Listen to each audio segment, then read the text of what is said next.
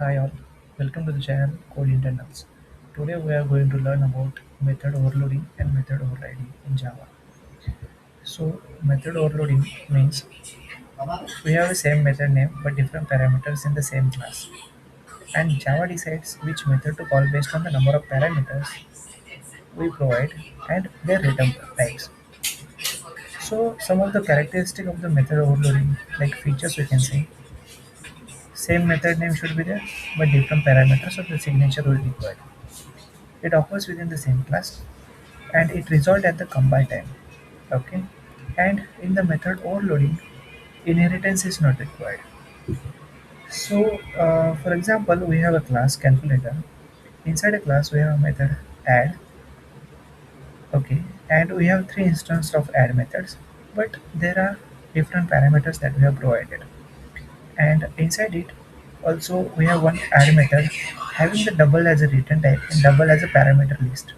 Return type. Okay, type of a parameter is double as. So whenever we create an object of a calculator class, I will try to call.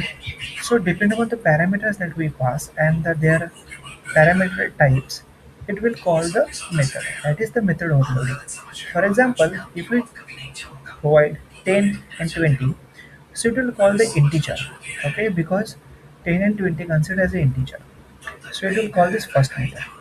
If you provide three parameters inside the add method, it will call this method, that is second method, because it, it consists of three parameters. Okay, and when we provide the value as in double format, it will call this method because this is method overloading and depend upon the parameters that we pass, it will call.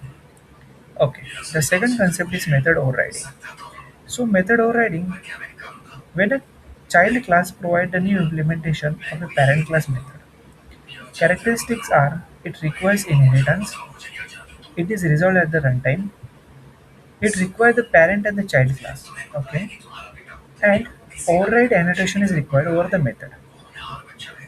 For example, we have a two class, animal and a dog. So we extend the animal class inside a dog, okay, and inside animal class we have a sound method. So it shows that animal makes sound.